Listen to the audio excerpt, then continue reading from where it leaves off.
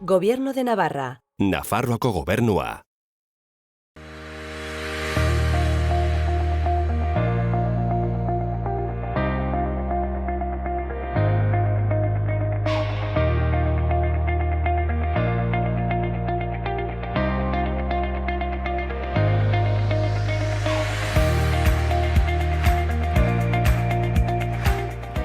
Etorriak gaurko saiora.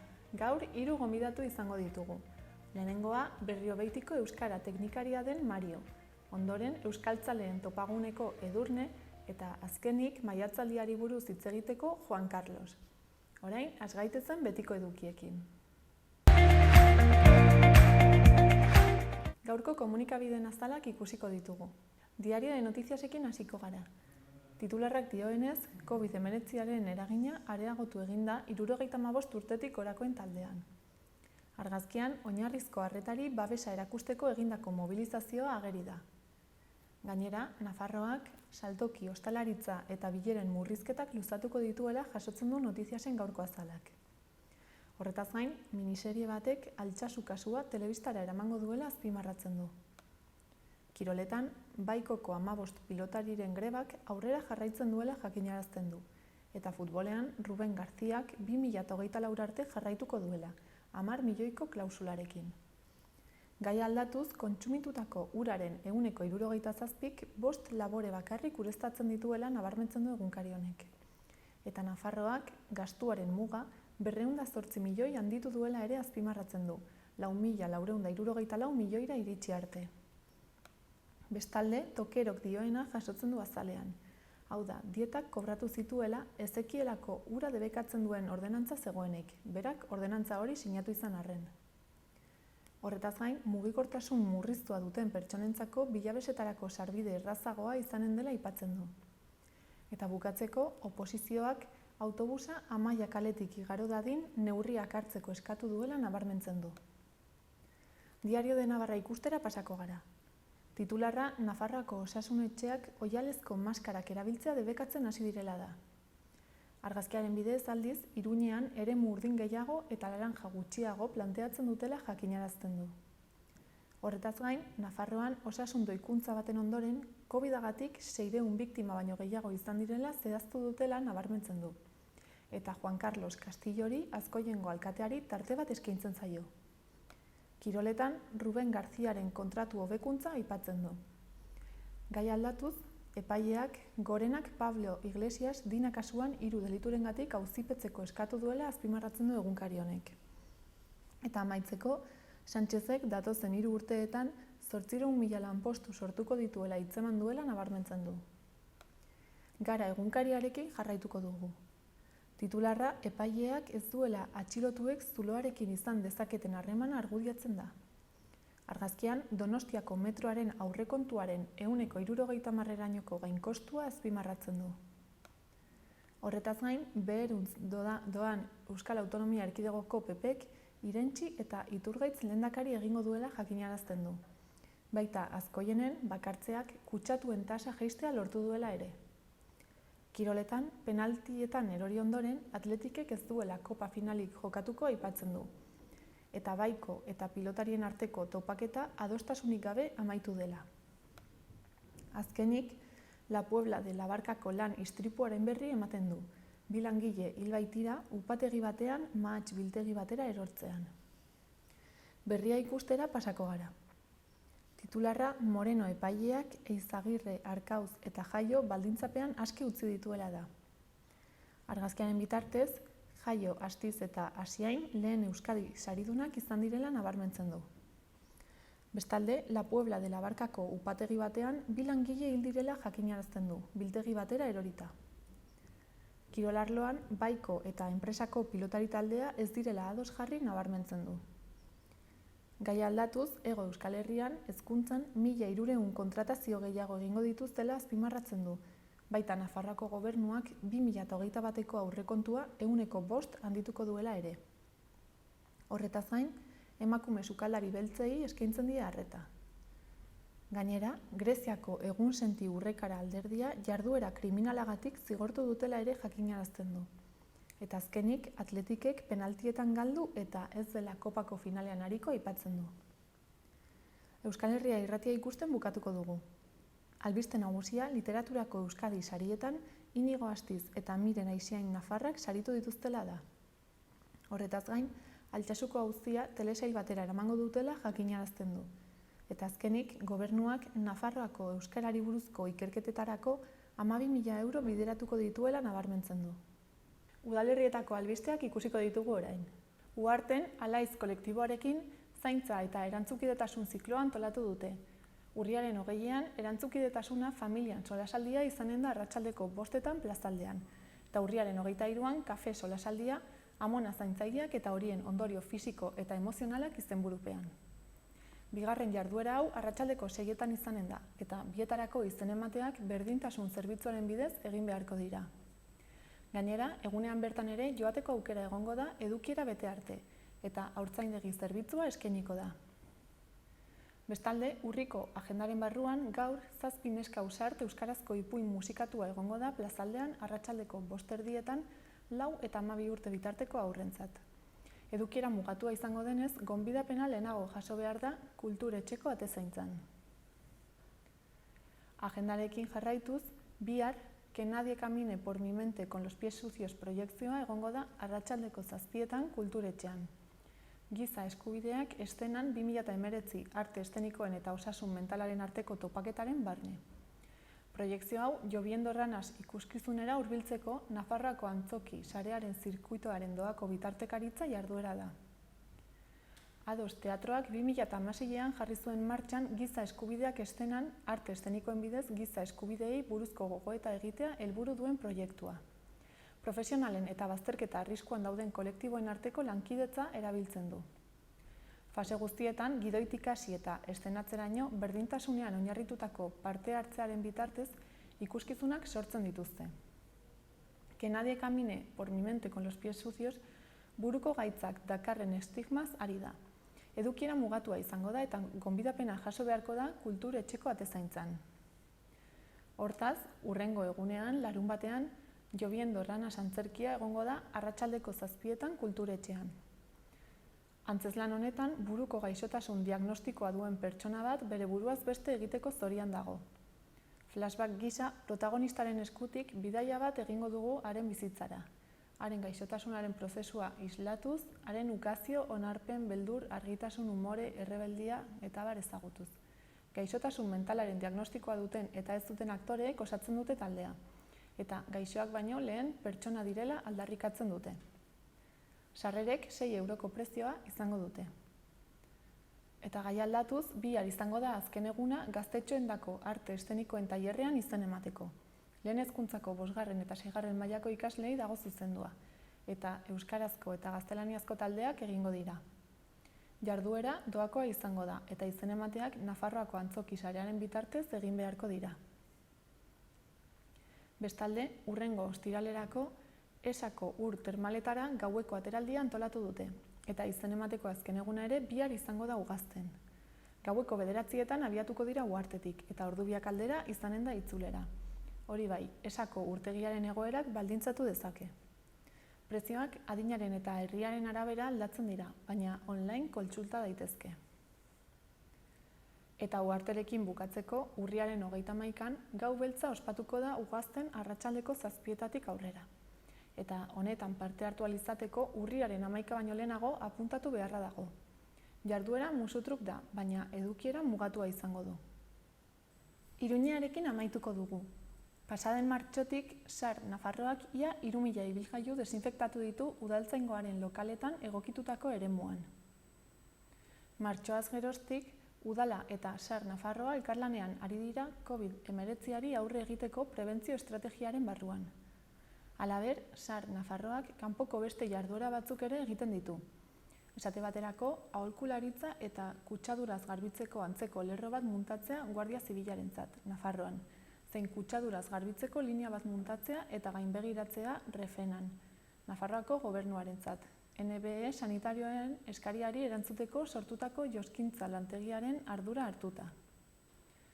Laguntza eman du baita ere osasun langile eta zerbitzuen sektorerako plastikozko babes pantailak banatzen, bata, amantal eta txano sanitarioak josten eta non-touch gailuak prestatzen, ospitale, osasun zentro eta egoitzetan zein herritarren artean banatzeko. Ia 70 boluntariok lagundu dute, modu altruistan, SAR Nafarroaren ekintza eta esku hartze hauetan, pandemiak irauten duen bitartean. Eta gai aldatuz, Cibibox sareak aurrendako urriko programazioa iragarri du. Programak 15 proposamen eskaintzen ditu. Horien artean, antzezpenak, ipuin kontalariak, ahozko narrazioa, eskulanetako sormen eta artelantegiak eta dantza. Larunbatean, emanen zaio hasiera programazioari Zurginaren ipuina antzezlanaz, Iturramako Cibiboxean. Eta baita ere, ahozko narrazio saioaz euskaraz Sanduzelaiko Cibiboxean. Zurginaren ipuina 12etan gaztelaniaz egonen da ikusgai eta 6etan euskaraz, eta sarrerak 3 euroan eskura daitezke Pamplona Eskultura webgunean. Collins Clownek taularatuko ditu urriaren 24ean larunbatarekin saio bikoitzean ere Txitxirio txiki eta txanogorritxo antzezlanak. Mendillorriko Cibiboxean izanen dira 12etan gaztelaniaz eta 6etan euskaraz, eta sarrerak 3 euroan salduko dira. Antzerkiaz gain, asteburu honetan aurrek ipuin kontalariekin ere hitzordua izanen dute. Maitane Perezek gidatuko du udako ipuinak patriketan ahozko narrazioko saioa euskaraz larunbatean 12etan Sanduzelaiko Cibiboxean. Saio honetarako sarrera librea da, aldez aurretik izena eman behar da webgunean edo edozein Cibiboxetan, eta 3 edo 4 urtetik gorako aurrei zuzenduta dago, heldu batek lagunduta beti ere. Urriaren 17ean, larunbatarekin saxofoi jotzailearen istorioaken saio bikoitza izanen da. Musikaz lagunduriko ipuin kontalaria Ameli eta Xirrikutuen Jostunaken eskutik. 12etan gaztelaniaz taularatuko da Zabalguneko Cibiboxean eta 6etan euskaraz Juslarrotxa Cibiboxean. Urriaren 29ean, ostegunarekin, Kondestablen Sarasate izanen da, Sergio de Andresen eskutik. Pablo Sarasate iruindar konpositorearen inguruko istorioez. Eta urriaren 31ean, ipuin kontalaria ingelesez, saio bikoitzean ere, 12etan Zabalguneko Cibiboxean eta 6etan Milagrosako Cibiboxean. Cibibox sareak aurrentzako eta familientzako lantegiak ere antolatuko ditu 12 hilabete eta 11 urte bitarteko adingabei zuzenduta. Hemen dira berriz ere haurtxoentzako lantegiak, oin txiki zikinak, esku txiki margotzaileak, jarduera plastikoak erabiliz, zentzumenak ernatzea, behatzeko gaitasuna esnatzea eta jakinmina piztea helburu dutenak. Hitzordua urriaren 17ean izanen da larunbatarekin Mendillorriko Cibiboxean. Aldez aurretik izena eman behar da eta sarrerak 2 euroan daude salgai. 4 eta 6 urte bitarteko aurrei zuzenduta, familian mundu oso txikiak sortzeko lantegia aurreikusi da. Agertoki txikiak asmatzen ikasteko, bertan jolastu eta historiak kontatzeko, irudimena eta sormena suspertuz. Saioa urriaren 31ean larunbatarekin izanen da Mendillorriko Cibiboxean eta sarrerak 2 euroan daude salgai. Prezio hori bera dauka familian egiteko guk geuk apaindutako papera sortzen dugu sormen lantegiak. Iturramako Cibiboxean izanen da urriaren 17ean euskaraz eta urriaren 31ean gaztelaniaz 6 eta 11 urte bitarteko aurrei zuzenduta dago, eta honen helburua da arte plastikoen baliabide desberdinekin esperimentatzea irudimena sustatzeko. Eta azkenik urriaren 19ean larunbatarekin dantza lantegi bat izanen da Milagrosako Cibiboxean. Emozioak dantzatuz izenburuarekin. Aurrek mugimenduaren eta jolasaren bidez jolastea, ongi pasatzea, adieraztea, eta haien sormen gaitasunak garatzea da xedea. Lantegia 6 eta 10 urte bitarteko aurrei dago zuzendurik. Sarrera librea da eta aurrez izena eman behar da webgunean edo edozein Cibibox zentrotan. Koronavirusa prebenitzeko gomendioak. Sarri garbitu eskuak urarekin eta saboiarekin.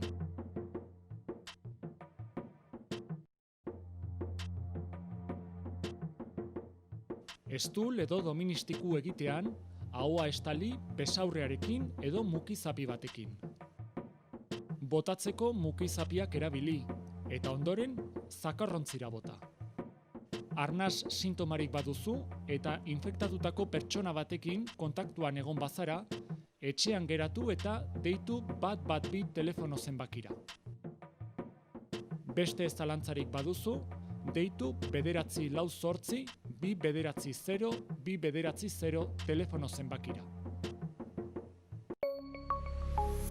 Gobierno de Navarra. Nafarroako gobernua.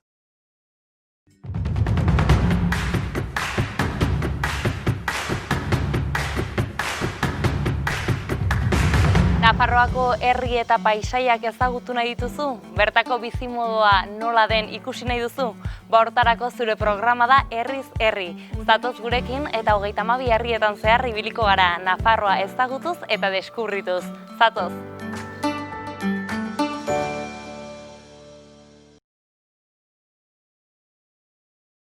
Arratsaldeon, itxaso?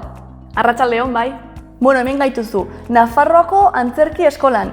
Zergatik ekarri gaituzu ona? Bueno, ni berez antzezlea naiz eta eskola honek ikusi ditu nire lehenengo hastapenak antzerki munduan. Eta orduan hemen hasi eta non jarraitu zenituen ikasketak? Edinburgoko unibertsitate batean ikasi nuen antzerki gradua. Eskozian. Eta orain, zertan ari zara edo? Xaloa telebistako, Nafarroak munduan saioa aurkezten dut orain. Non Nafarroako jende anitza elkarrizketatzen dugun eta haien atzerriko esperientziari buruz hitz egiten dugu. Eta gero zuek guztiekin partekatzen dugu. Zeinen proiektu interesgarria, ezta? Entzun duzue? Piztu ezazue Xaloa telebista. Eta egon erne, laiste izango duzue. Nafarroak munduan saioa ikusgai.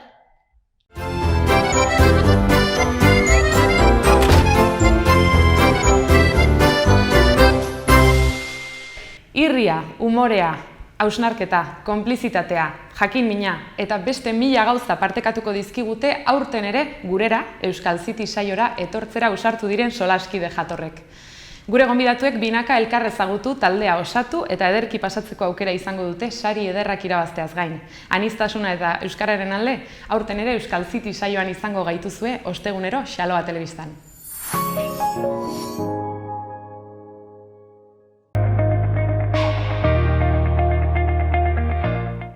Dezagun gaurko eta biharko eguraldiaren iragarpenekin.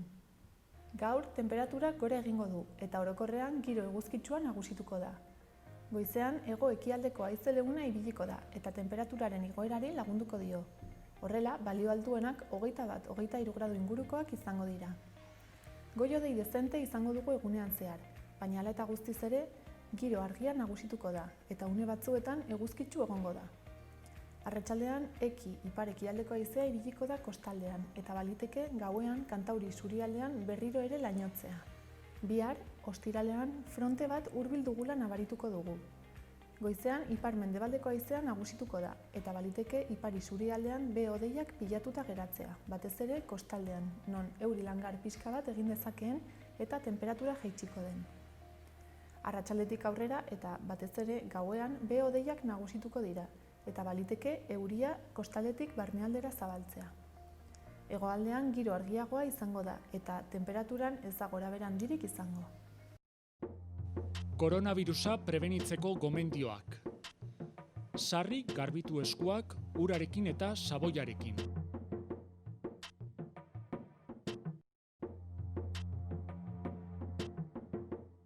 Estul edo doministiku egitean, ahoa estali besaurrearekin edo mukizapi batekin. Botatzeko mukizapiak erabili, eta ondoren zakarrontzira bota. Arnas sintomarik baduzu eta infektatutako pertsona batekin kontaktuan egon bazara, etxean geratu eta deitu 112 telefono zenbakira. Beste ez zalantzarik baduzu, deitu 948 290 290 telefono zenbakira. Gobierno de Navarra. Nafarroako gobernua.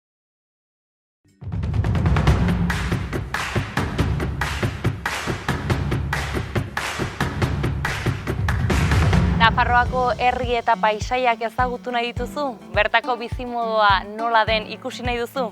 Hortarako zure programa da Herriz Herri. Zatoz gurekin eta 32 herrietan zehar ibiliko gara, Nafarroa ezagutuz eta deskubrituz. Zatoz!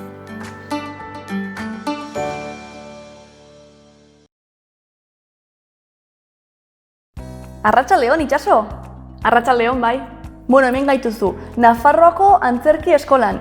Zergatik ekarri gaituzu hona? Bueno, ni berez antzezlea naiz eta eskola honek ikusi ditu nire lehenengo hastapenak antzerki munduan. Eta orduan hemen hasi eta non jarraitu zenituen ikasketak? Edinburgoko unibertsitate batean ikasi nuen antzerki gradua.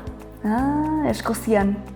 Eta orain, zertan ari zara edo? Xaloa telebistako, Nafarroak munduan saioa aurkezten dut orain.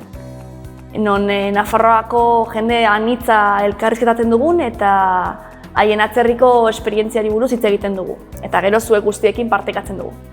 Zeinen proiektu interesgarria, ezta? Entzun duzue? Piztu ezazue Xaloa telebista. Eta egon erne, laiste izango duzue. Nafarroak munduan saioa ikusgai.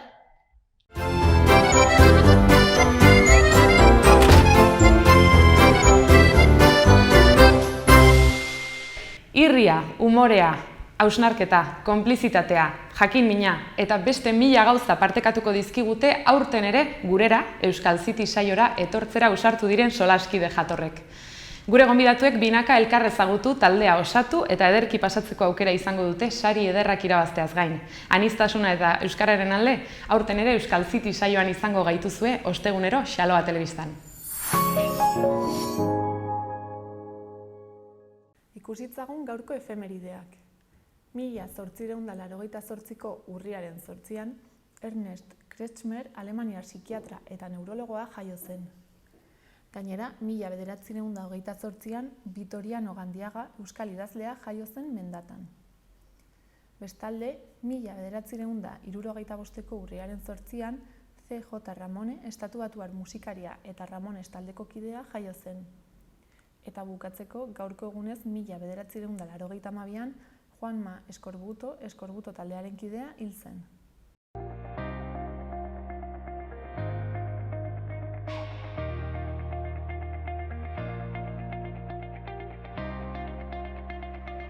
Mario Zapata dugu hemen gurekin, bera Berriobeitiko euskara teknikaria da. Kaixo, Mario. Bai, egunon. Zer moduz? Ongi. Zer moduz zabiltzate Berriobeitik? Gogotzu gauzak egiteko, ez?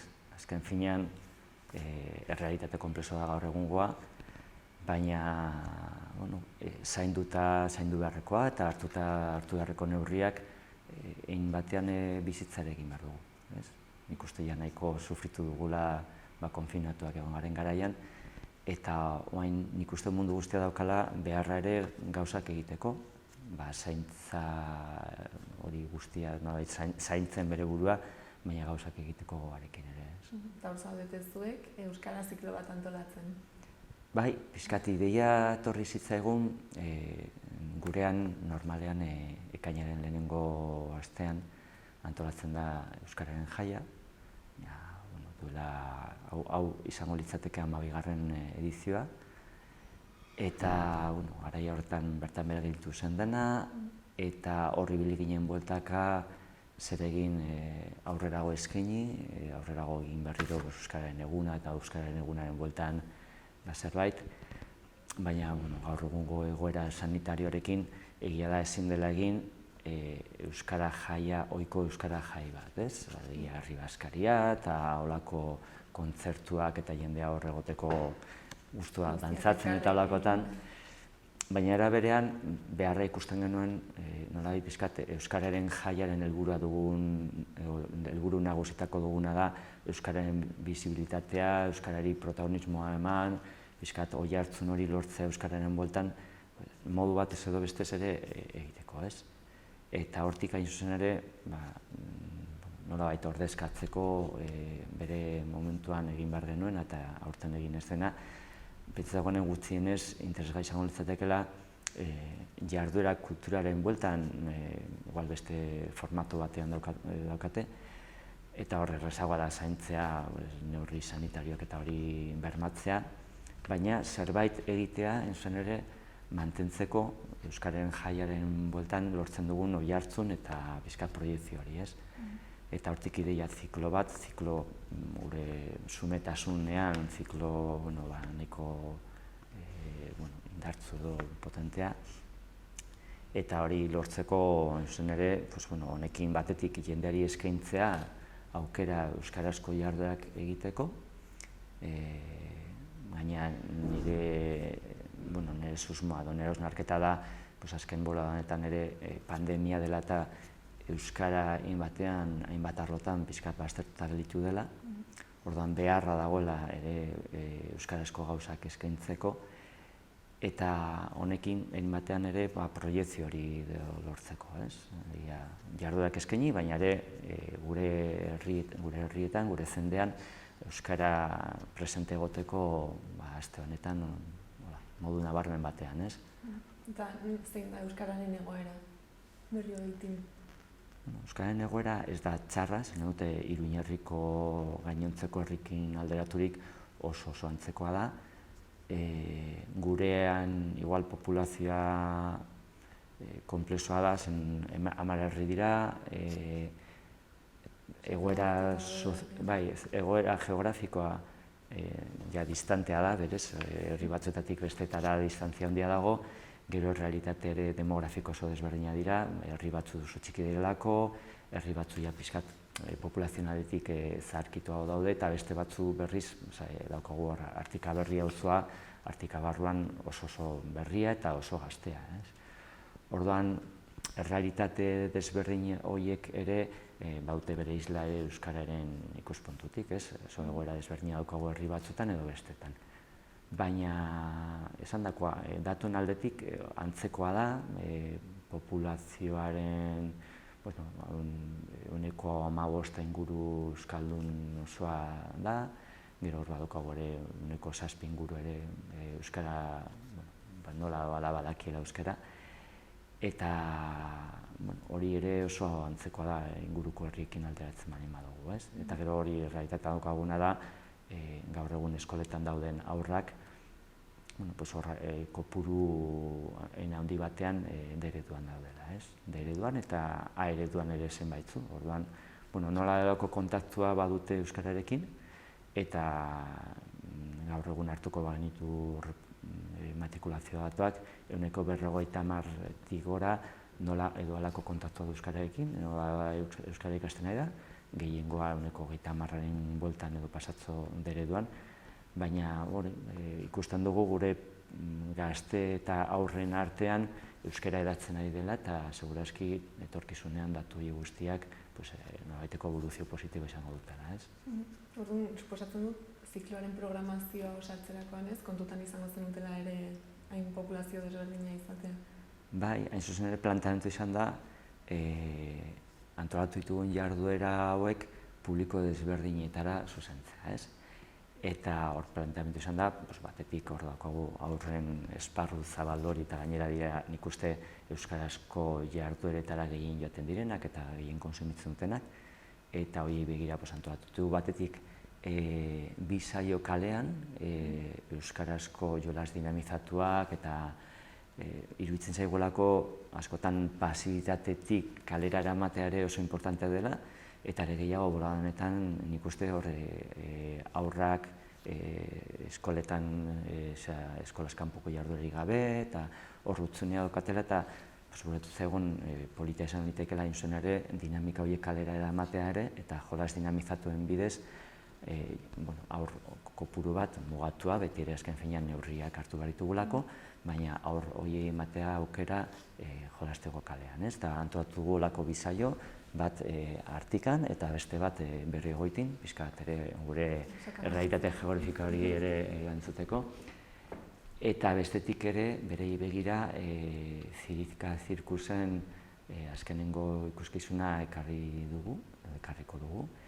Eta horria pixkat ere maila zabalago batean, zenote bereiek ikusi alizateko espektakulo politori, eta horria kulturetzea egingo denez, horria foroa pixkat handiagoa da, eta berei begira bi kontu horiek. Gero gazteak ere askotan hankamotz gelditzen zaigu, zen zaila da, asmatzea gure ikuspuntutik zentzu diren gazten interes guneak eta zentzu dire bereien intereseko gauzak.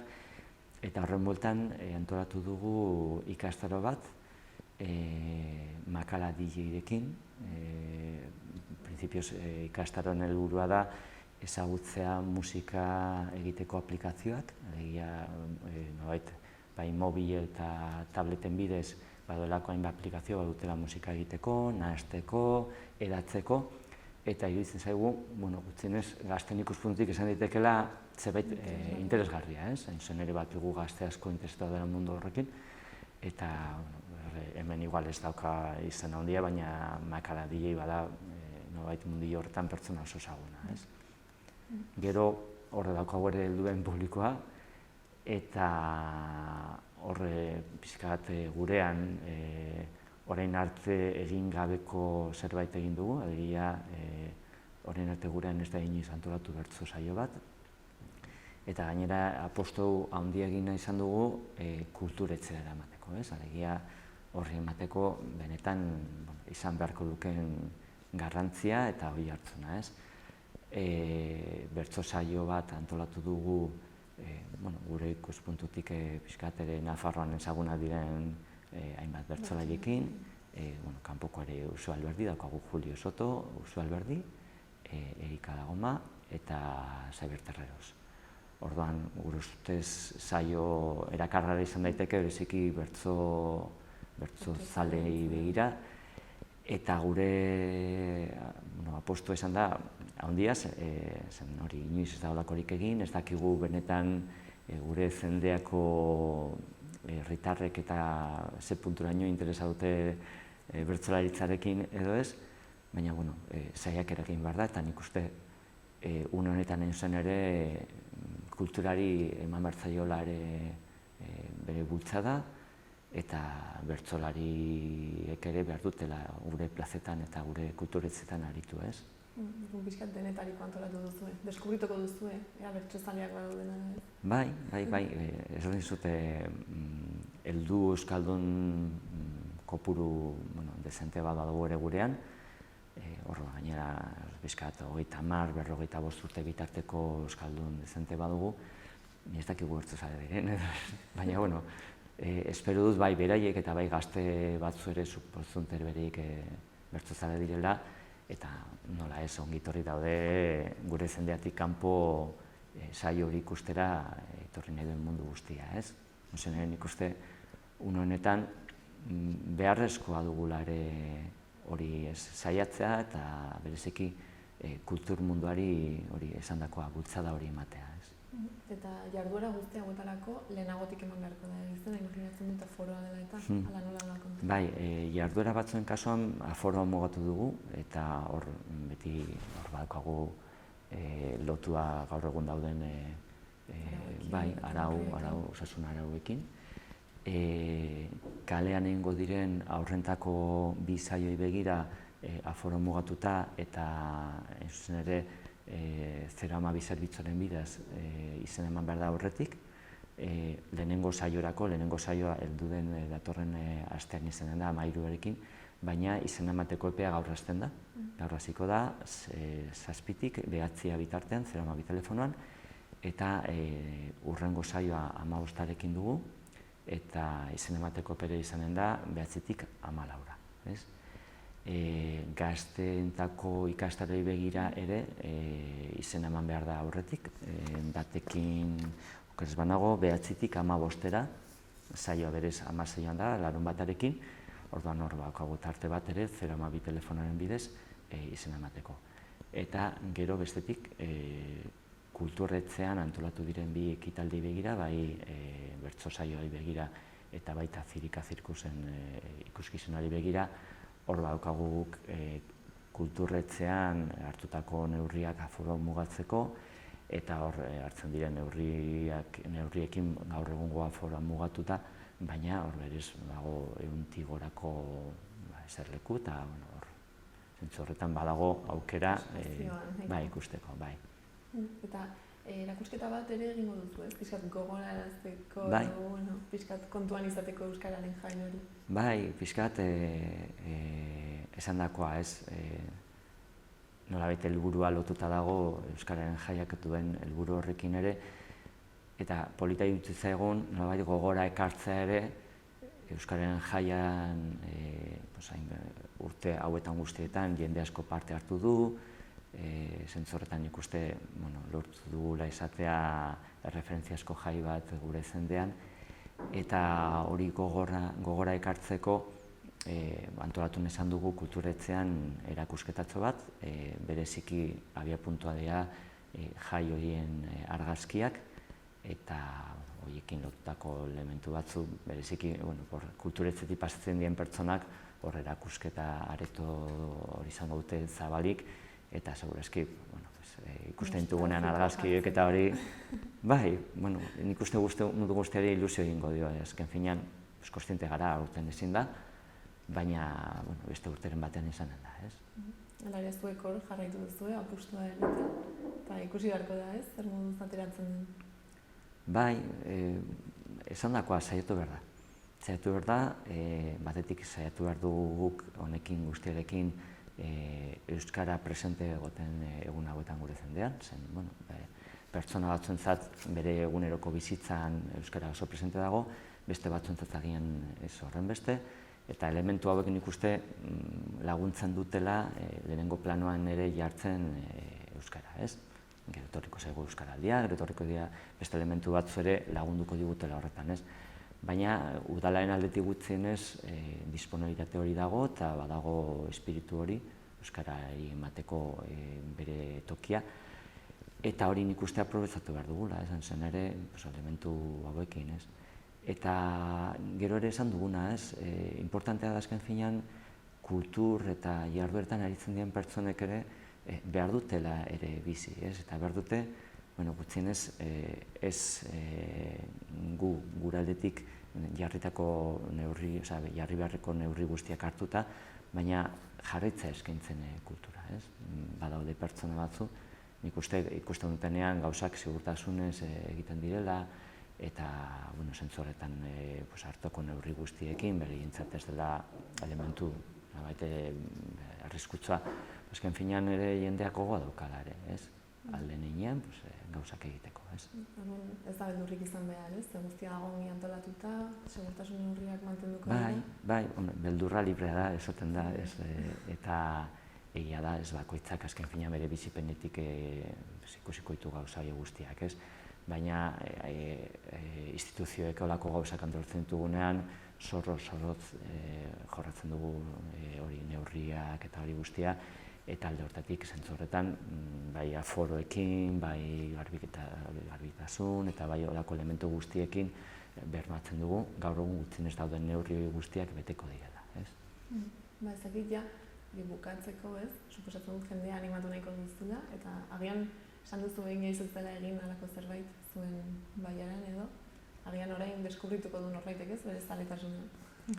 Bai, guretzat esaten dizute apostu ausarta da, agian bestelako ikuskizun edo bestelako jarduerekin badakigu zer funtzionatzen duen edo, ez?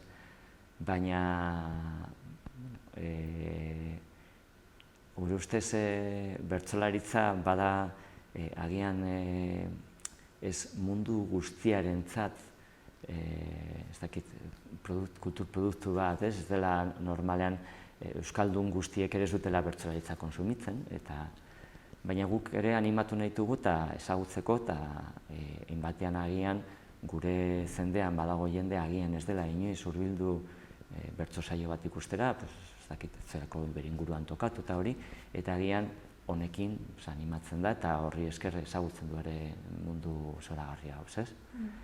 Orduan, saiatuko gara, eta konfiantza daukagu nola erantzuna izanen duela, zen agian ez dugula lortuko bek pareko arrakasta, baina zikira lortzen baldin badugu publiko kopuru duin bat biltzea eta pertsona horiek ere deskubritzea beste kulturetze bat, guztientzat pozik. Agian gero urtero antolatu beharko duzu bat.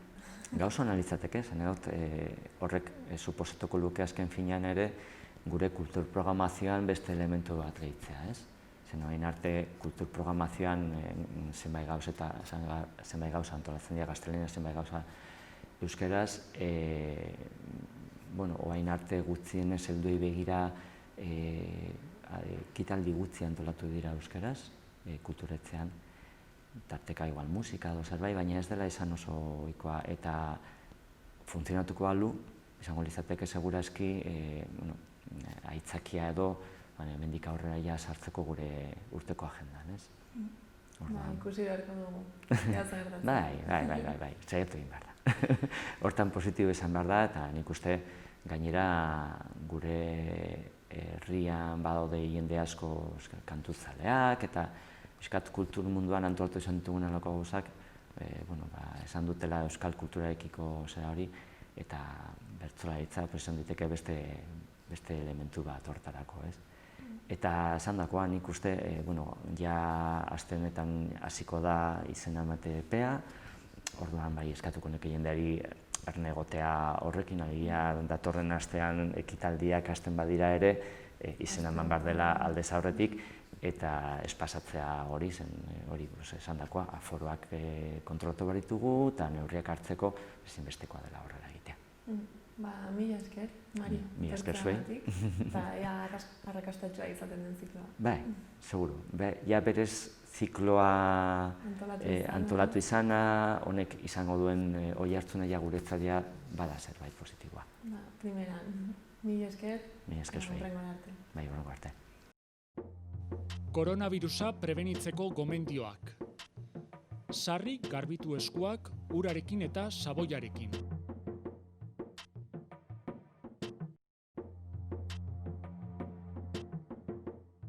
Estul edo doministiku egitean, ahoa estali besaurrearekin edo mukizapi batekin. Botatzeko mukizapiak erabili, eta ondoren zakarrontzira bota.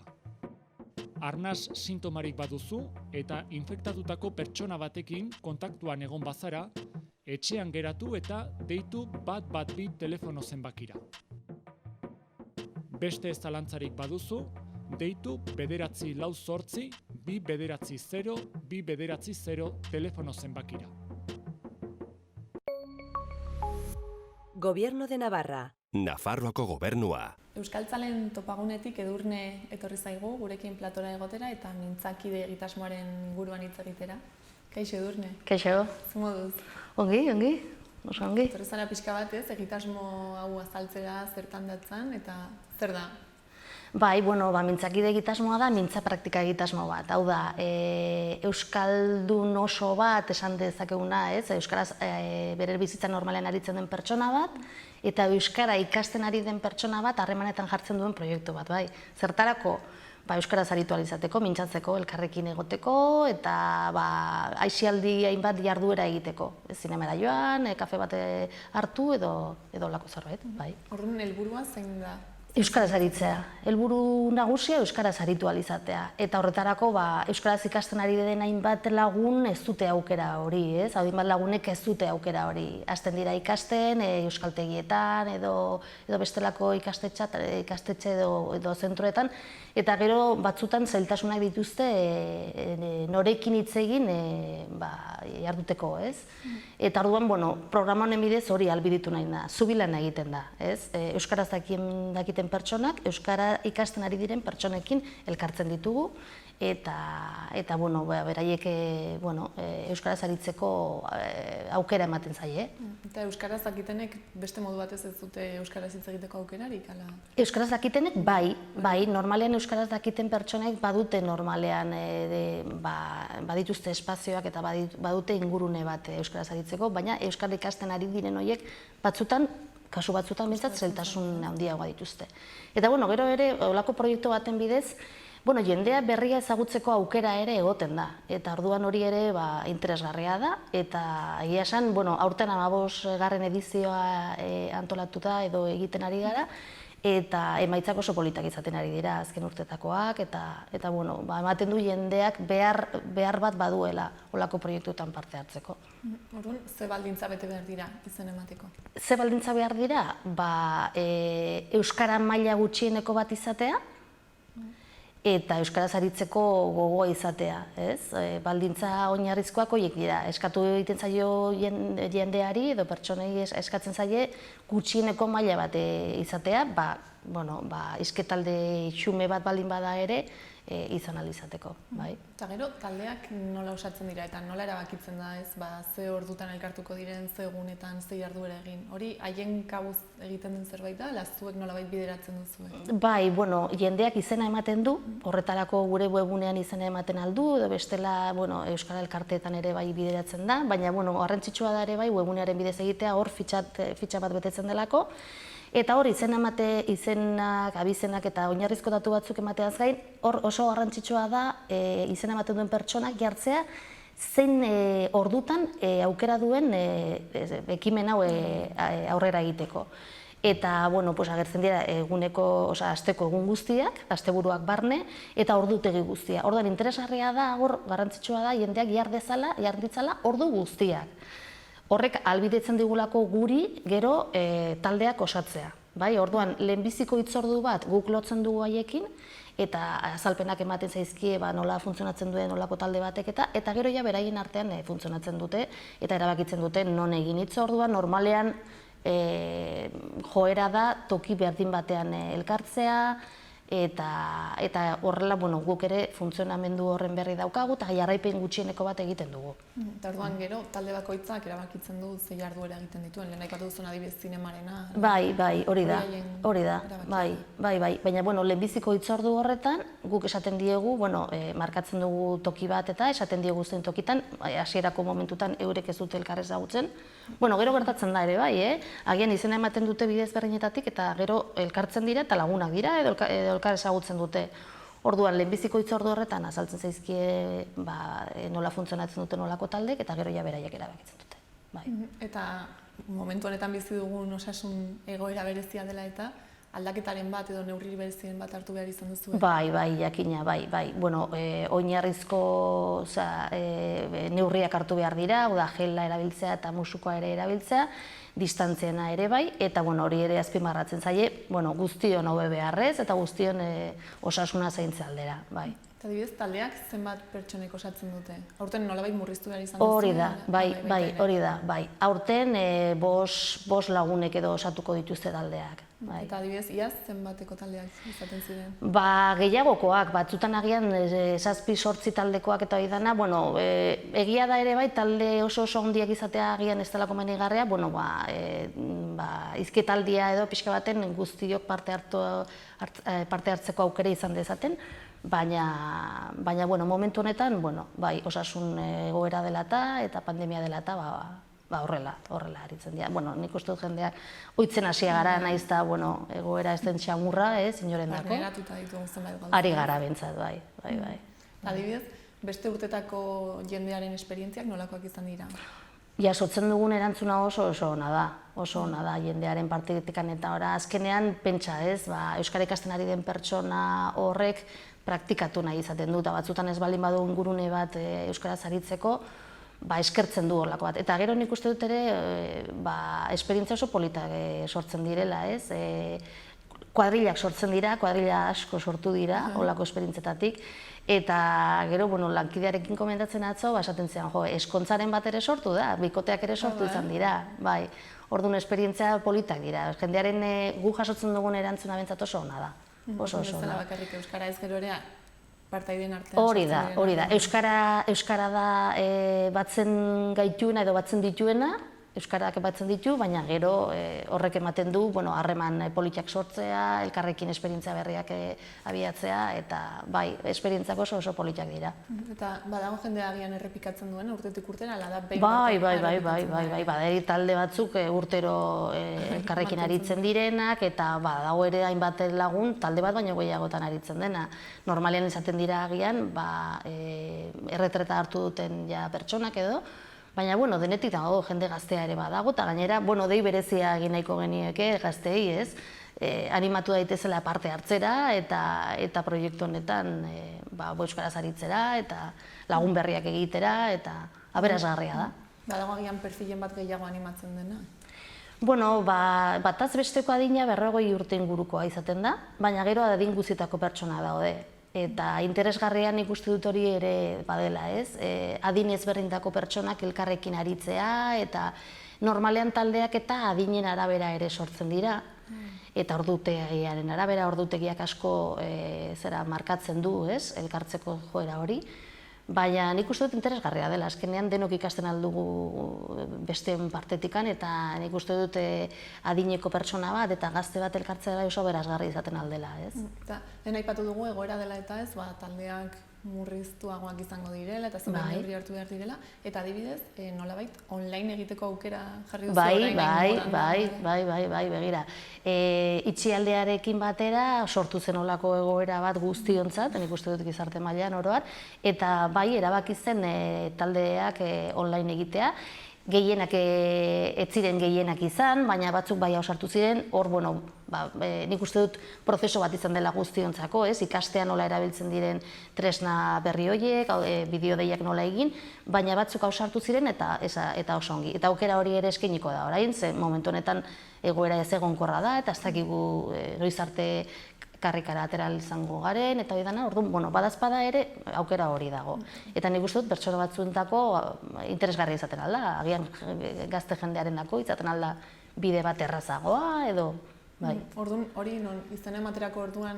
Zehazten da, hori da, bai, zehazten da, aurrez aurreko bilerak izatea edo nahi duzun, edo bestela online bidez. Eta, sortu genuen olako protokolo bat, ezpada norbaitek ez baldin bazekien nola aritu edo nola zera, jitsi programa erabili genuen, beste hainbat programa daude, baina bai, eta jendea... Bateratua izateko. Bai. Eta noiz arte eman daiteke izena aurtengo mintzakide? Bai, aurtengo mintzakide egitasmoan urriaren 31 bitartean. Dena den, jendeak izena eman ahala, guk taldea sortzen joanen gara, eta hitzorduak lotuko ditugu haiekin, eta hola, eta abiatuko gara. Baina, hasiko dira urrian bertan ere, zenbait talde? Bai, asmoa da, hori jendeak izena eman ahala, guk ordutegien arabera, zaletasunen arabera, adinen arabera eta hori dena, egingo ditugu taldeak eta abiatuko dira.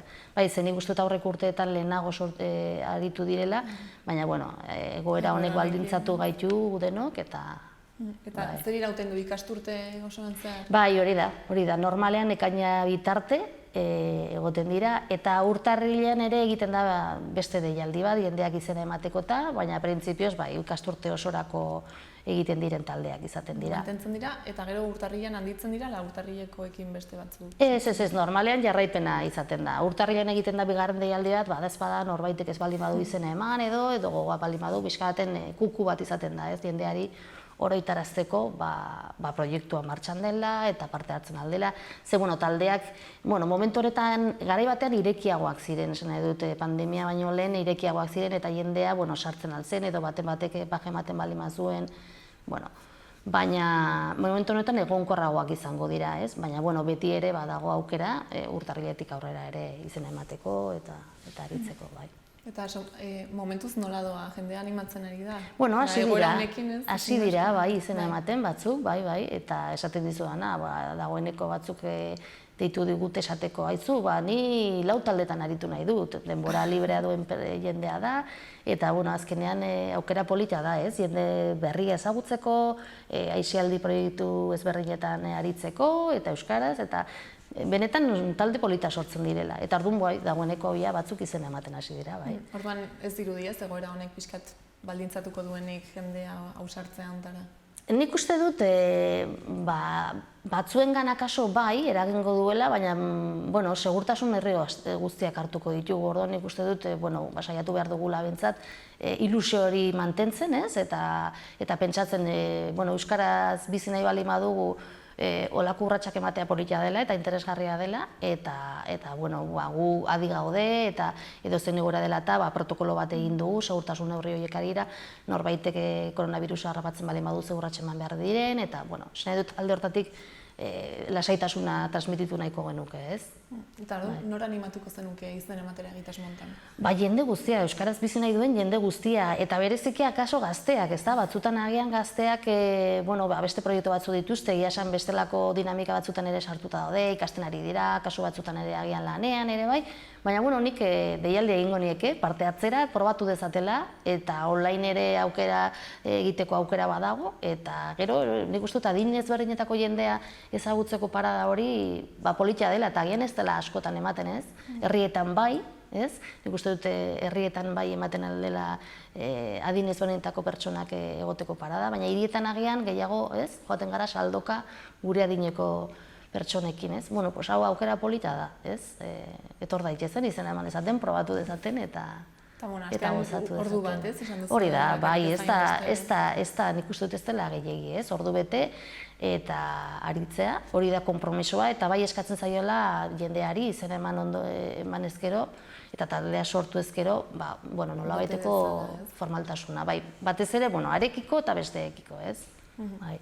Ez dakit ja bukatzeko zerbait gelitu izan zaigun, esan gabe, ala zerbait azpimarratu nahiko zenuken? Ez, hola, nik uste dut hori, ilusio hori transmititu, berriro hasi garela, indar berrituta gatozela, proiektu politia dela, eta nik uste dut denon ekarpenekin eta denon zerarekin, interesgarria dela. Bai, agian, aipatu bidelagunak dira euskara, bueno, txukunago dakitenak edo, bidelagunak, orduan, bueno, animatu horiei ere bai, pentsa dezatela pertsona batzuk euskara ikasten ari direla, eta agian ez dauzkatela, gu izan ditugun aukera horiek, ingurun euskaldun bat izateko, eta orduan, bueno, animatuko nituzke parte hartzera. Haiek ere gero jasoko dute, ez? Zerbait trukean, Bai, aldetik. Bai, begira, lankideekin komentatzen, esaten zuen, jo, begira, itxialdian egon dira talde batzuk, agian adin gehiagoko pertsonenak eta hori dana, bideo deien kontorrekin pixka baten nahastuta zidenak, eta esaten zen, jo, talde batzutan gertatu izan da, deiak egitea, bidelariak, bidelagunari, euskara dakien pertsona horri, o txukunago dakien pertsonari, banan telefonoz deitzea eta euskara praktikatzea. Zen dut, sortu beharra nolako talde baten ezin ziren ez elkartu, bakoitza banan deitu diote bidelagunari, ez? Eta bueno, horrek adierazten du ez, txikimendua duen hainbat jendek euskararekiko eta mantendu nahi izatea hori. Eta gero sekulako harreman polita sortzen dira. Aukera paregabea. Bai, hori da. Mila esker. Eskerrik asko zuei, eta jende animatzen, Hori da. Osongi. Hurrengora arte. Bai, eskerrik asko. Koronavirusa prebenitzeko gomendioak. Sarri garbitu eskuak urarekin eta saboiarekin.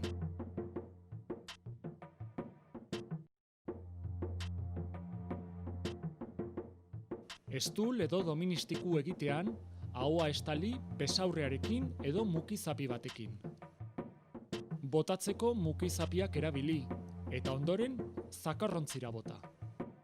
Arnas sintomarik baduzu eta infektatutako pertsona batekin kontaktuan egon bazara, etxean geratu eta deitu 112 telefono zenbakira.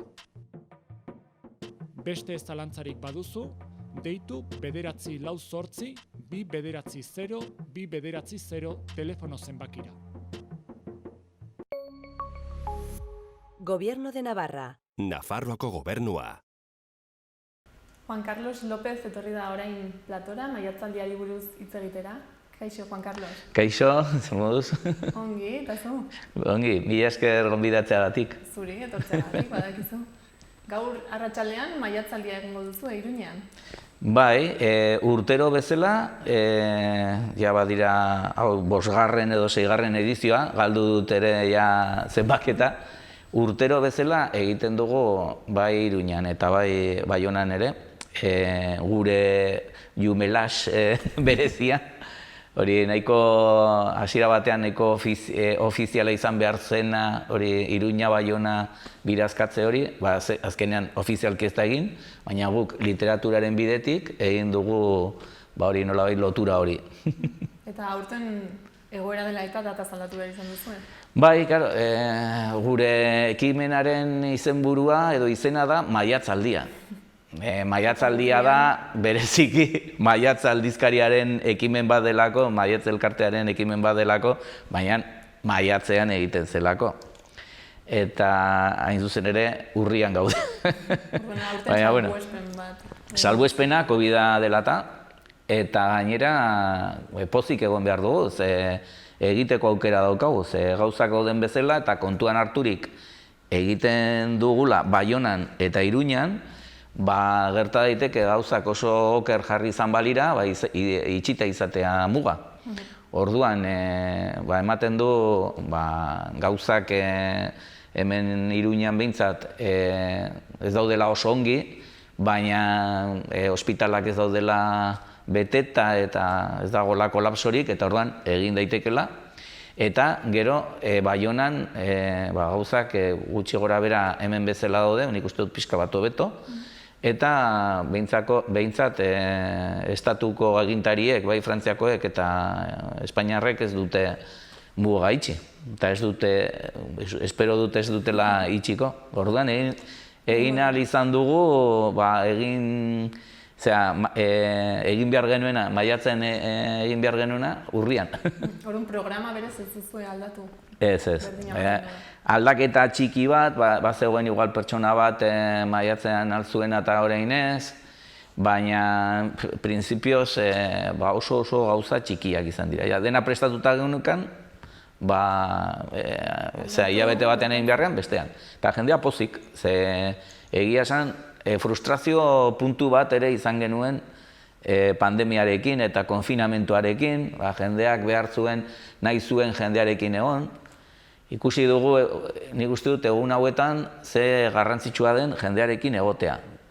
Horien adibidez hemen maskara kendu dugu, COVID-free, den leku batean gaudela, baina hemen dauzkagu maskarak, eta orduan egoera bitxi batean gaude, eta ikasi dugu, lehen igual, guretzat igual oso garrantzizkoak ez diren gauzak, rutinazkoak zirelako, benetan balore handikoak direla, eta orduan, biltzeko gogoa daukagu, iritziak partekatzeko gogoa ere bai, eta maiatzaldian nik uste dut hori bereziki hori egiten dugula. Ez da soilik zerbait pasiboa entzutea eta joatea. Gero elkarizketak egoten dira, jendeak galde dezake, persolariak egongo dira. Persolariekin zer egongo den gaur ekarri dute nire programa, afitxea, eta txuleta modura, hemen gauza guztiak aipatzen dira.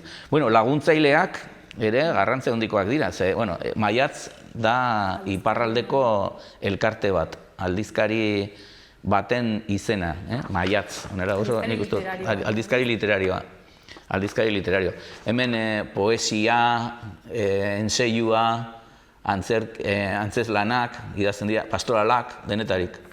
Eta narrazioa ere bai, adibidez, Itxaro Bordak beti bere liburu asko argitaratu ditu zatika.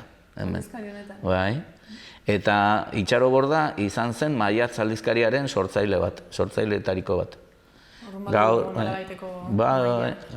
Aurelia Arkotxa, Txomin Peien, jende asko egon zen hasieran. Historiko horietatik nolabait oraindik ere lekuko eramaten duena da Luzien Etxezarreta. Eta baita ere Beltza, hori historiko bat ere bai.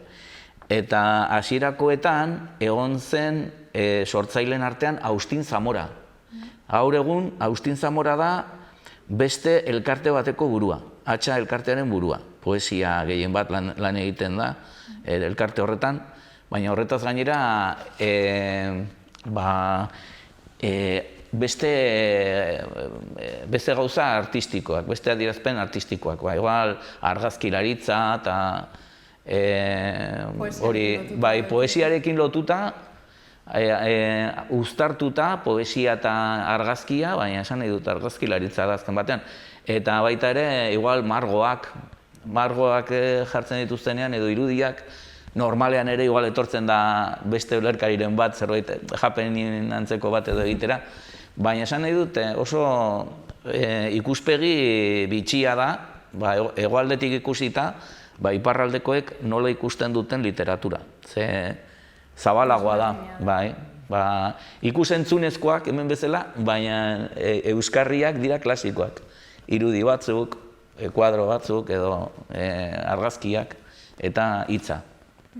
Azken jardunaldi hauen helburua izango da lotura hori. Eta Agustin egongo da, ekarriko du hain zuzen ere bideo bat, Agustin Zamora, Maiatz elkartearen sortzailetariko bat, baina gaur egongo Hatxaren elkarteko burua dena, berak ekarriko du audiovisual bat, aurrekoak oso politak ziren. Espero dugu aurtengoa ere polita izatea. Soilik horregatik merezi du etortzea. Eta ikusentzunezko horretan jarriko ditu bere argazkiak, berak egindako argazkiak, eta maiatzaldian parte hartu dutenen idazleen testuen zati batzuk. Denak uztartuak, berak bilatzen du testua, eta ikusten du zenolako irudia, ongi etortzen, ongi helduko zaion horri, edo. Eta, nik uste dut ongi egongo garela alde horretatik. Eta hori, pixka bat Hatxa elkartearen partaidetzaz gainera, Maiatz elkartearen partaidetza bera, jakina, baina badauzkagu, Euskal Kultur Erakundea, da babesle bat. Baionako Euskal Museoa, hori iparraldean. Zizpa Gaztetxea, hori ere Baionakoa. Gero, hemen Iruñan, oso famatuak, denok ezagutuko ditugu, Karrikiri eta Saldiko Maldiko. Karrikiri beti hor dago, Mikel Lakasta ibiltzen dira, Kike Diez de Ulzurrun, jende asko parte hartu du, han afariak egin izan ditugu beti, aurten ezin da, hori aforoa ezin da bildu, baina han beti osongi tratatu dituzte, maiatzaldiko lagunak, tortzen dira iparraldetik, ematen dituzte beren saioak, eta gero afaldu behar dute, beti Zaldikora. Eta gero, Karrikiri da ezinbestekoa, hor beti egon da Ondarru, ezagutzen duzuen, askotan bada Karrikiri elkarteko alma materra. Eta horri esker, izugarrizko auspoa eman zaio maiatzaldiari ere bai. Eta aurten egongo da Karrikiriko beste kide bat hitzaldiak ematen eta bere lana erakusten. Irakurle taldeko buru bezala, eta da Ines Castilla. Ines Castilla, oso neskargia, emakume argia, literaturaren alorrean gauzak lotzen dakielako eta oso irakurria, eta orduan irakurle taldetan beti mugitu denez, ezagutzen du oso ongi zein den hemengo zirkuitoen egoera. Eta gero, Baionan ere badaude irakurle talde batzuk, baina hoien berri emango digute hemen. Bueno, orduan, Zaldiko Maldiko eta Karrikiri. Gero, Nafar Ateneoa. Nafar Ateneoa hasieratik egon da bere euskal alorra, beti egon da maiatzaldia sustatzen, eta oso lan ona egiten ari da Josu Jimenez Maia. Dela Berrioz, hemen Saloa Telebista, Berriozarren Iruñeko egoitza behintzat, Iruñeko esan dut, Iruñerriko egoitza, Berriozarren dago, eta hau Berriozarkoa da. Nafar Ateneoa, Iruñeko udala, ze Nafar Ateneoak egiten dituen gauzak, normalean Euskal Alorrean Iruñeko udalak sustatzen du diruz, eta Euskal Idazleen elkartea. Horren, gure, elkarte piloa daude. Batzuek bakoitzak egiten du bere zatitxo bat, baina gero da osotasuna. Ezin da esan, hau egin duela ez daki nork, edo egin duela beste talde batek, ez. Hau da, elkarlana, eta Euskal Idazleen elkartean adibidez, publizitatea egiten dute, hitzen Uberan, edo zirkuito, hemen arazo bat badaukagu, eta da, badagola Euskal literaturaren barruan sistema bat egina, nahiko endogamikoa dena, eta Euskal Autonomia Erkidegoari dagokiona. Nafarra bazara, ez pasara oso ezaguna, inork ez dizu leku bat egiten leku horretan. Behar duzu idazle ezaguna izan edo halako karrera bat atzean izan, liburuak eta hola. Eta neurri batean hori iparraldean bestera batera ikusten da. Egoal nolabait zaletasunari edo amateur den bati aukera gehiago ematen zaizkio, hemen baino. Hemen ez dakit, liburu bat idatzi baduzu edo zaletasuna baldin baduzu idazteko taula, zailtasunak dauzkazu zure gauzak ateratzeko. Soilik ezaguna izanik, sar zaitezke Euskal Autonomia Erkidegoko zirkuito horretan, sistema horretan. Eta horregatik ematen du, Nafarroa eta iparraldea gauza askotan oso lotuta gaudela.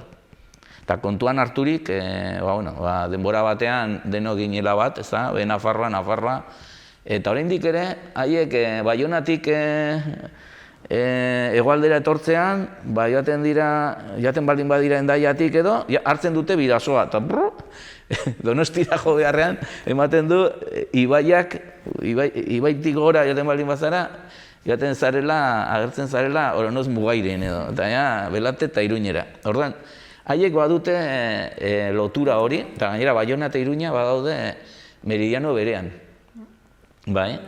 Eta orduan oso eroso egoten garagu hangoekin lanean eta haiek gurekin. Dena den, Baiona Iruña esaten dugunean, hori ere aipatu nahi nizun, ez dugu esan nahi soilik hiri horiek. Baizik eta Baiona da pixka bat iparraldearen ikurra, mandezagun, Baiona, eta hegoaldea irudikatzeko Iruña esaten dugu. Baina hemen jende askok parte hartzen du eta ez da beharrezko izatea baionatarra edo iruñarra. Berriozartarrak ere ongi etorriak izaten dira. Eta programazioan zer egongo da, ez zuzula bukatu? Bai, programazioan esan dut laguntzaileak zeintzuk diren eta orain komentatuko dizuet gaurko saioa. 7:00 hasiko da, gaur da urriaren 8. Ez pare, seguru egongo direla igual egunen batean. Eta ongi dago errepikatzea, maiatzaldiari pixka bat publizitate emateko, urren urtean ere egongo delako. Maiatzean? Bai, espero dugu. Bueno, orduan lehenengo eta behin bideoa Agustin Zamorarena, gaia izango da biziminaren koloreak. Aurtengo leloa zen biziminaren koloreak. Bizi nahiaren koloreak. Eta orduan hori izango da Agustin Zamoraren bideoaren izenburua. Eta min horretaz ari garenez, Amez Hartzaiu zen liburu batez hitz egingo dugu minan deitzen dena. Minan. Eta emigranteen edo migranteen arazoi buruz aritzen da liburua. Eta orduan, esan dizuedan bezala, hau ez da gauza pasibo bat izango, egongo da aukera hitz egiteko Amez Hartzaiuzekin, eta gero solasaldia egingo duten iparraldeko emakume batekin, Ana Mari Kosterarekin. Orduan, bien emigranteen edo migranteen egoerari buruz, bai. Eta Amez Hartzaiuz idazlea izateaz gainera, gehien bat bertsolari izateagatik da ezaguna. Orduan egongo da Amez Hartzaiuz bertsolari saioan, baina ez da bakarrik egongo. Egongo dira bi emakume oso interesgarri, Irati Majuelo eta Sari Robles. Orduan, denbora batean, bertsolariak esaten genuen, ikusten genuen txirrita eta horiek, senpelar eta denak zahar batzuk txapelarekin, jende ona, eta hori oso estimatua, baina emakumerik ez zegoen. Eta emakumeak dira iaia hoberenak. Eta gazteak gainera, uste horiak. Orduan, Kondestableen izango da? Bai, Kondestableren jauregian, arratsaldeko 7:00 egongo da 9:00 arte, COVID-aren aurkako neurri guztiak hartuta, jakina, hemen bezala, han egongo gara maskararekin, baina esan nahi dut, hemen bezala garantia berme guztiekin. Eta hori izango da Iruñan egingo duguna, baina urrengo astean, urriaren 15 egingo dugu Baionan. Eta hartu dugu kotxea, eta egongo gara Baionara, han ere ezin izango dugu gero igual afaldu, beste batzuetan egin hori izan dugun bezala, baina gutxienez, egongo gara elkarrekin, hori da importantena. Eta hobeto, ez badago afaririk, lehenago bueltatuko gara etxera. Bueno, pena pizkat, baina? Pena ematen du, bai. Pena da, baina. Bueno, eta orduan, han urriaren 15 egingo dugu Euskal Museoan. Oso leku ederra da. Nik animatzen dut jendea joatera. Oso leku ederra. Eta hori izango da 6etan. Badakizu iparraldean pixka bat, gu baino, dena pixka bat lehenago egiten dute. Joaten dira hobera lehenago. Orduan 6etan izango da. Atera behar da Iruñetik, ateratzen baldin bagara 2 orduko abantailarekin, denborarekin, izten zara Garaiz. Eta denbora, sobera. Berriro ere Biziminaren koloreak izeneko bideoa, Agustin Zamorak bidalik emango du. Eta egongo dira. Karrikiriko Kike Diez de Ulzurrun, baita ere Euskal Herria Irratiko esatari izan dena, eta badena. Orduan, Kike Diez de Ulzurrun arituko da, eta Kikek egin du liburu bat Iruñari buruz. Eta orain, liburua azalduko du. Baionatarrei, Kikek daukan irudia Iruñari buruz. Iruña eta Iruñarria. Bigarren aldia da, bera, hizlari bezala aritzen dena Baionan. Asko maite dute, Hemen Iruñan maitatua da, baina estimatu. 50-50. Baina, esan dut, Baiona, hiri txikia da, baina, han ezaguna izatea, Baionatarra bazara, normala da. Baina Iruñarra izanik, horren beste maitasuna edo izatea, bigarren aldia deitu dute. Interesatzen zaie. Gaizkaran guren ere egon zen, azaltzen Iruñeko historia, lehenengo maiatzaldian edo bigarrenean, eta txundituta geritu ziren ere bai. Horrekin ere maite minduta guztiak. Nuizat datorren beste egun batean, ezagutzera, erakustera, historia. Asko gustatzen zaie, Nafarroari buruzko gauzak.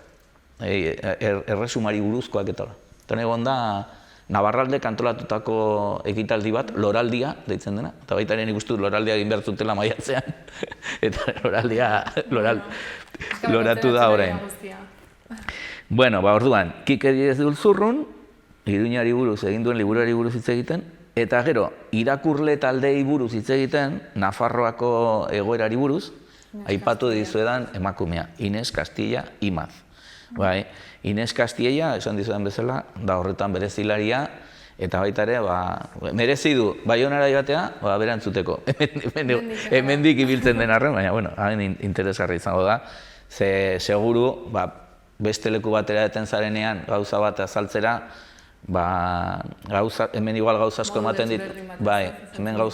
dituzu jakintzat, baina azaldu behar duzu, eta orduan interesgarri izango da.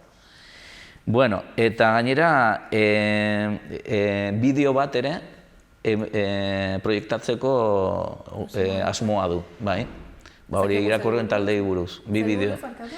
Irakurle taldei buruz, orduan bideo bat egingo du. Eta gero, iparraldeko beste arduradun bat irakurle taldetan, Gilles Rivière, Euskalduna, horrekin egingo da solasaldia. Eta Gilles Rivière da hango irakurle talde batekoa, baina mediateka batean egiten dena. Mediatekak dira, hemen, ez dakite, liburutegian, liburutegi nagusian, badagola leku bat filmoteka bezala. Han filmoteka, liburuak eta orduan, da mediateka. Gauz asko dauzkatelako. Dena kulturetxea, azken batean, esango genuke. Eta orduan, Baionako mediatekako irakurle taldeaz hitz egingo dute. Hitz egingo du Gilesek. Eta orduan, bien artean, partekatuko dituzte haien esperientziak. Eta jardunaldi hauetarako, hemengoa eta Baionakoa, gonbidapenak edo zerbait eskatu behar dira nagotik? Ez, baina, aforoa, orain edozein gauzetan, antolatzen duzun edozein gauzetan, antolatzaileak ateratzen dira oso pozik. Askotan gelditzen da jendea kanpoan. Dena bete da. Lehen jende berberarekin, igual leku sobera zegoen. Hori bai, Iruñekoan segurazki izango da jendetsuena, ze Iruñeko jende asko, beste urtetan edo aritu da, eta orduan badaki, eta berriro etorriko da, eta hola. Eta orduan igual komeni da puntuala izatea. Baina Baionakoan lekua egongo da. suposatzen dut. Ze han egongo dira soilik baionatarrak eta hemendik ara joandakoak. Eta, claro, hemendik igual jendea badoa, baina ez gara hori hainbeste nola ordena betetzeko, ezta?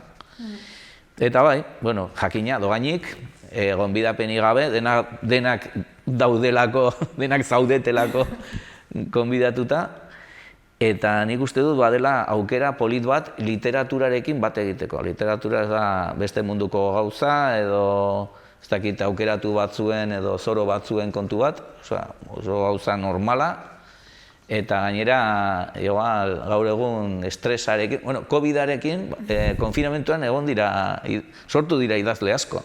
Bapatean, denbora librearekin. Bai, ez egiten zer egin eta idazten zuten. Eta orduan, bueno, hori, gomendagarria.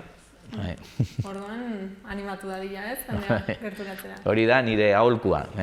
Gainera, pentsazazu, hasi ginela duela 5-6 urte, eta urtero, esan nahi dut, hau ez da, bada gurpil bat mugitzen dena, eta ez du ematen geldituko denik. Naiz eta pandemia bat egon edo bi egon, hau aurrera doa. Eta ez badugu gaur egiten, lasai, bihar egingo dugu.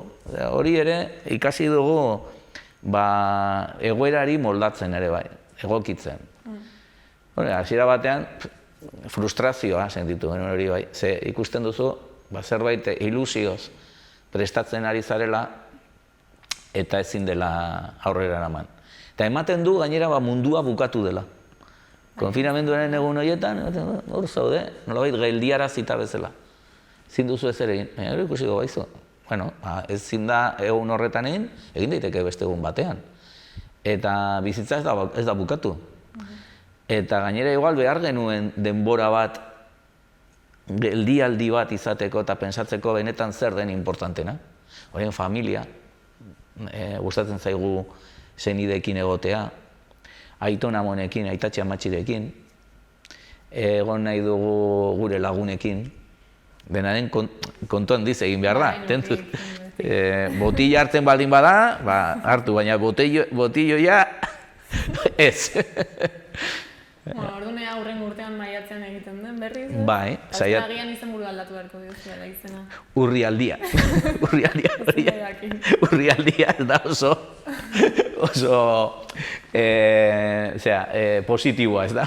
Urrialdia. Horrek ematen du gainbera doala. Maiatzaldia...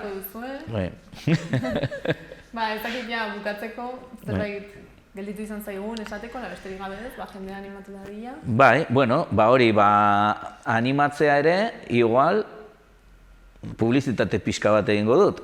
Maiatz aldizkaria ezagutzera, erostera, etorriko dira iparraldetik ekarriko dituzte ale batzuk, eta, bueno, arazoak pentsazazue, hori katakraken ere aipatzen zuten.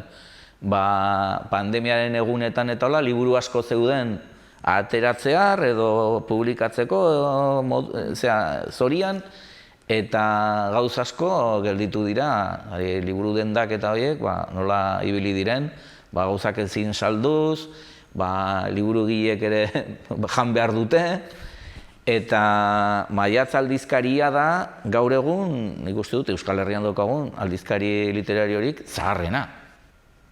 Nik uste dut, igual Carmelo, esan dut, hori idazle laikoenak edo, hori da zaharrena. Eta jakina, pandemiak mina egin dio, kalteak ekarri dizkio. Orduan igual, unea da, ez dakit, arpidetzak egiteko. Ale bakoitzak 10 euro. Eta gainera, jendea baldin badago ere interesatuta idazteko, eta hola, badaukate leku bat deitzen da, maiatzaldia abildua gmail.com, maiatzaldia, hemen bezala, abildua gmail.com, eta ara bidal daitezke testuak. Eta igual denak ez dira sartu aldizkarian, baina igual, maiatzaldian bideoan ager daitezke edo. Orduan, hauek daukaten gauza ona, iparraldeko hauek daukaten gauza ona da, zaletasuna daukatenei atea irekitzen dietela. Eta orduan jende asko, gaztea eta hola, eta hain gazteak ez garenok ere, bai? Hauza ongi dago, hori jantzea.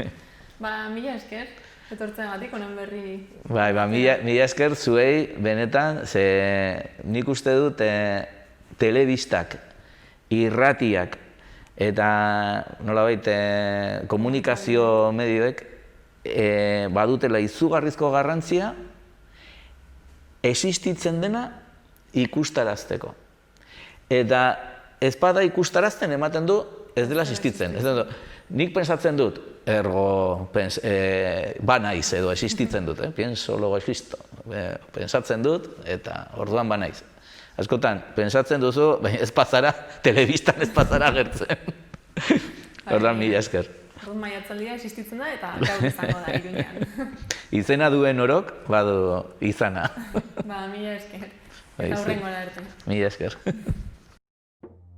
Koronavirusa prebenitzeko gomendioak. Sarri garbitu eskuak urarekin eta saboiarekin.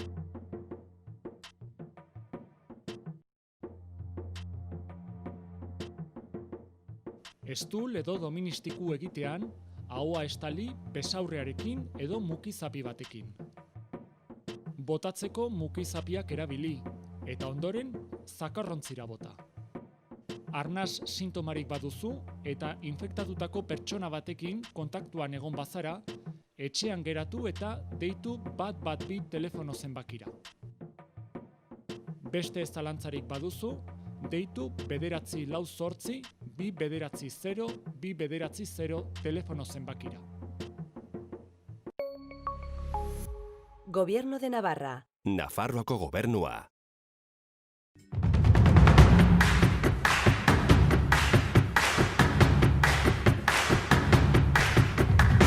Nafarroako herri eta paisaiak ezagutu nahi dituzu? Bertako bizimodoa nola den ikusi nahi duzu?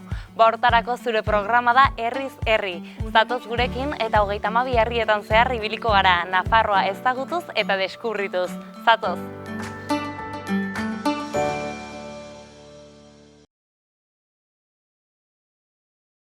Arratsaldeon, itxaso! Arratsaldeon, bai. Bueno, hemen gaituzu, Nafarroako antzerki eskolan.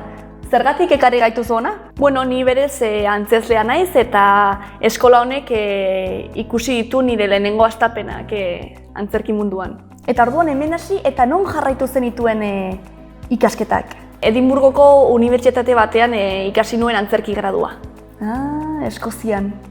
Eta orain, zertan ari zara edo? Xaloa telebistako, Nafarroak munduan saioa aurkezten dut orain. Non Nafarroako jende anitza elkarrizketatzen dugun eta haien atzerriko esperientziari buruz hitz egiten dugu. Eta gero zuek guztiekin partekatzen dugu. Zeinen proiektu interesgarria, ez da? Entzun duzue? Piztu ezazue Xaloa telebista. Eta egon erne, laiste izango duzue. Nafarroak munduan saioa ikusgai.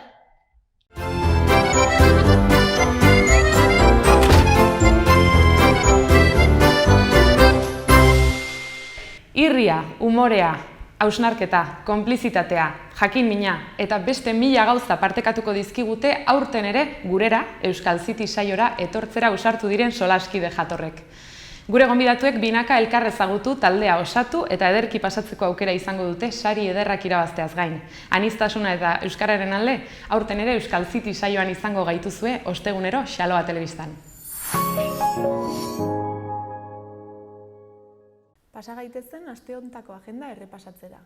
Gaur maiatzaldia ospatuko da Kondestalden.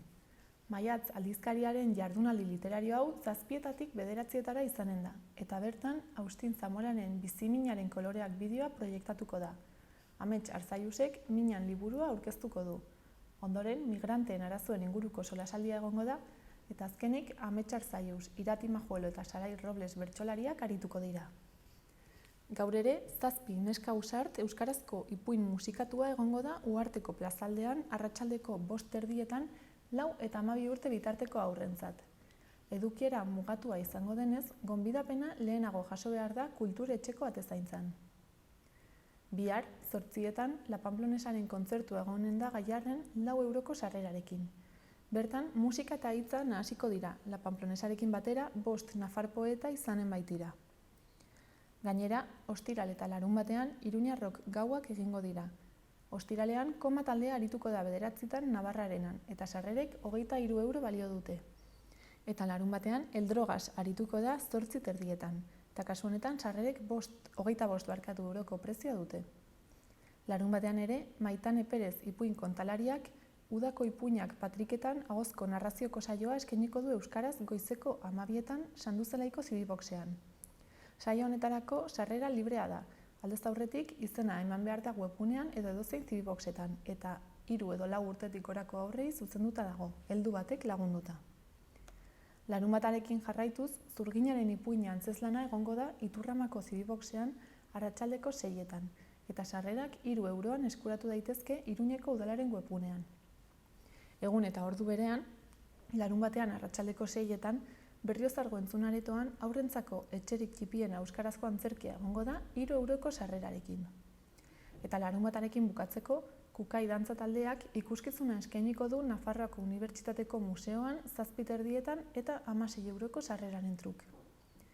Igandean bestalde 10:30 Irantzuko monastegian Baseo magikoa antzerki errepresentazio mitologikoak izanen dira 7 euro ordainduta. Eta bukatzeko, hurrengo astean Berriobeitin euskara zikloa egingo dute. Asteartean adibidez, urriaren 13an arratsaldeko 5etan kaleko jolas dinamizatuak egingo dituzte Artika Berriko plazan. Jarduera 6 urtetik gorako haurrentzat izango da, eta ezinbestekoa da lehenagotik izen ematea. Izen emate hori zabalik da ostiralera arte, 012 telefonoaren bidez. Eta horretaz gain, hurrengo astean, bertso saioa, gaztentzako DJ ikastaroa eta aurrentzako ikuskizuna ere izango dira. Gaurkoz hau izan da guztia. Orain, bukatzeko artearen ibilbidearekin utziko zaituztegu. Mila esker eta bihar arte.